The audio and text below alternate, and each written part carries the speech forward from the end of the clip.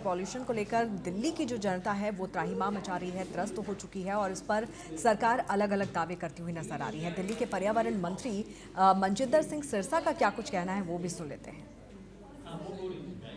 ये दिल्ली में हमने लगभग 1250 के आसपास साइटों की इंस्पेक्शन करी। उनमें 200 से ज़्यादा साइटों पे हमने नोटिस इशू किए। 50 के लगभग हमने साइटें जो हैं उनको बुक कर दिया, उनकी कंस्ट्रक्शन को बंद कर दिया गया क्योंकि वायलेशन बहुत बड़ी कर रहे थे और ग्रैब की वायलेशन भी कर रहे थे। 2 करोड़ रुपए से ज़्यादा इन लोगों के जुर्माने लगाए गए हैं। ये केवल कंस्ट्रक्शन के हैं। इसी तरह व्हीकल्स के ऊपर बहुत हैवी हमने पेनल्टीज लगाई हैं। इसी तरह कोई जल बोर्ड और एमसीडी की भी अगर कोई वायलेशन दिख रहे हैं उनके ऊपर भी हम कार्रवाई कर रहे हैं। देखिए, हमारा मकसद दिल्ली के पोल्यूशन को हर तरीके से करना है।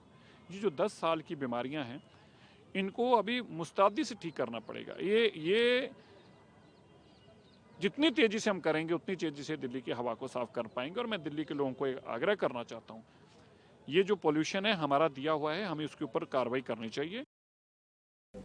और खास मेहमान भी लगातार हमारे साथ जुड़े हुए हैं। त्रिलोक चंद जी, आपने यहाँ पर सुना है सरकार तो यहाँ पर दावा करते हुए नजर आ रही है कि उनकी तरफ से तमाम तरह की कोशिशें, कवायद यहाँ पर की जा रही है, जुर्माना यहाँ पर लगाया जा रहा है, सख्त नियमों को लेकर सख्ती यहाँ पर बरती जा रही है। लेकिन अब यहाँ पर आम जनता की भूमिका की भी चर्चा कर लेनी चाहिए। आम जनता की भूमिका सबसे ज़्यादा महत्वपूर्ण यहाँ पर हो जाती है।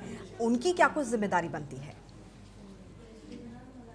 हाँ केता जी, बिल्कुल जिस तरीके से सरकार के जो दावे किए जा रहे हैं वो करेंगे, क्योंकि उन्हें निश्चित तरीके से वहाँ के लोगों के बीच में रहना है, वहाँ के लोगों का विश्वास जीतना है, तो इस तरीके से करेंगे। मैं ये कहना चाहूंगा कि आम आदमी की भी जिम्मेदारी है। मैं तो यही कहूंगा अंकिता कि जिस तरीके से वायु प्रदूषण में जहर घुल रहा है, हानिकारक गैसें निकल रही हैं, वो कहीं ना कहीं हमारे जीवन के लिए हानिकारक हैं। तो नंबर एक जो है कि जो वाहनों का थोड़ा सा हम कम करें, अगर वाहन चलाना कम करें, वाहनों का बाजार, क्योंकि दिल्ली एक बहुत बड़ा शहर है और जब बहुत बड़ा शहर है और निश्चित तरीके से वहां पर उतने अधिक वाहन भी चलते होंगे, देश की राजधानी है तो गाड़ियां बहुत अधिक मात्रा में चलते हैं। तो वहां पर अगर वाहनों का थोड़ा सा कम चलना होगा तो वहां पर जो है कि वायु प्रदूषण में कमी होगी। दूसरी बात मैं अंकिता जी मैं ये कहना चाहूंगा कि जो लगातार वाहनों के चलने शोरगुल होता है, यानी कि जो है कि जो ध्वनि प्रदूषण होती है, वो कहीं ना कहीं ध्वनि प्रदूषण में भी रोक लगेगी। इसलिए इस ओर भी सरकार को ध्यान देना चाहिए, क्योंकि आज अगर पॉल्यूशन की बात आती है, कल ऐसा ना हो कि ध्वनि प्रदूषण फिर वो जो है कि हमारे कानों को, हमारे शरीर को, अगर तन मन को जो है कि परेशान करे। इस पर को भी हमको आगे मद्देनजर रखकर चलना चाहिए। तीसरी बात में कहूंगा, जो अगर वाहन चलना थोड़ा सा कम होते हैं तो जो सड़क दुर्घटनाएं होती है उस सड़क दुर्घटनाओं में भी कमी आएगी और मानव जीवन सुरक्षित रहेगा। बिल्कुल। कंचन का भी रुख यहाँ पर कर लेते हैं। त्रिलोक चंद जी, आप हमारे साथ बने रहिए। कंचन भी हमारे साथ यहाँ पर जुड़ी हुई है। कंचन, जिस तरह से यहाँ पर सरकार तो कई तरह के दावे कर रही है, हम जिस तरह से आम जनता की, दिल्ली की जनता की, एनसीआर की जनता की यहाँ पर बात करें, जिम्मेदारी तो उनकी भी बनती है। सिर्फ बैठे बैठाए सरकार को कोस लेने से काम नहीं बनता है। तो ऐसे में आम जनता की भी भूमिका बहुत ज़्यादा महत्वपूर्ण हो जाती है।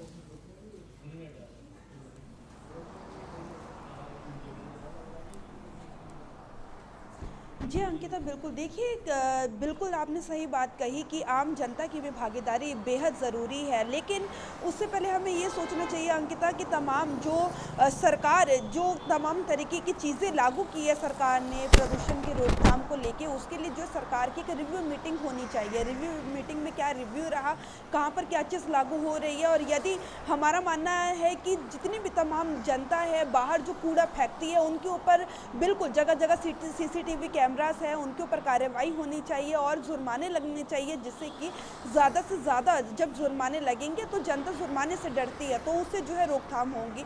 जनता का उतना ही बड़ा रोल अंकिता इसमें है जितना कि सरकार का रोल है। लेकिन रिव्यू मीटिंग से किन एरियाज़ में ज़्यादा हो रहा है, कहाँ निगलेक्ट किया जा रहा है, कहाँ पे अधिकारियों की कमी है या जनता की कमी है, उन सब चीज़ों को लेकर रिव्यू मीटिंग ज़रूर होनी चाहिए। तभी जो चीज़ है, जो कहते हैं ना कि मरीज़ की नब्ज़ तभी हाथ में आएगी जब पता चलेगा कि कहाँ यहाँ सबसे ज़्यादा जो लुटेंस दिल्ली है, सारे वीवीआईपीस यहाँ पे रहते हैं। बात करें देश के जो सबसे बड़े लोग हैं वो यहाँ पे रहते हैं लुटेंस में। यदि हम ऐसी जगहों पर कूड़ा ढूंढने चलेंगे तो नहीं मिलेगा, लेकिन यदि लुटेंस दिल्ली से बाहर निकले, ईस्ट दिल्ली जाए, वेस्ट दिल्ली जाए, तो तमाम जगह ऐसी जगह है जहाँ पे बेहद गंदगी है, सड़कों पे गंदगी पड़ी हुई है। तो उन जगहों पर जो एमसीडी है या फिर अन्य जिनके अंडर वो जगहें आती हैं, उन लोगों के ऊपर भी एक्शन होना चाहिए कि जगह जगह जो कूड़ा पड़ा है, हम देखते हैं कि कूड़े के ढेर जो है एक जगह लगे रहते हैं लेकिन उसे उठाने वाला कोई भी नहीं है। तो ऐसे में उन जगहों पर काम करना बेहद ज़रूरी है, रिव्यूज़ मीटिंग लेकर। और ये सब चीज़ें तभी पकड़ में आएंगी जब इनको लेकर अधिकारी अपने बिल्कुल एक्शन मोड में होंगे, बजाय इसकी कि तमाम जनता की भागीदारी तो है ही, लेकिन जनता इलिटरेट भी बहुत है।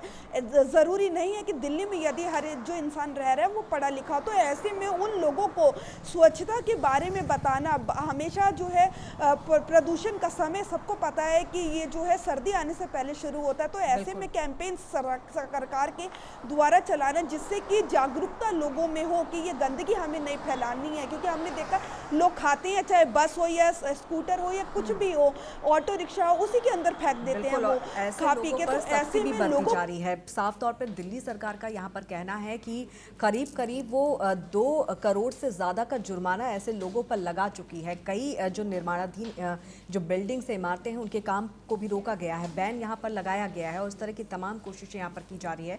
लेकिन अब इंतज़ार यहाँ पर यही करना होगा कि आने वाले वक्त में बारिश होगी, मौसम में परिवर्तन यहाँ पर होगा और उसके बाद प्रदूषण से यहाँ पर निजात मिल पाएगी। नहीं तो तब तक दिल्ली वासियों को प्रदूषित हवा में ही सांस लेने को मजबूर होना पड़ रहा है। आप सभी को बहुत बहुत शुक्रिया इस तमाम बातचीत के लिए, तमाम जानकारी के लिए।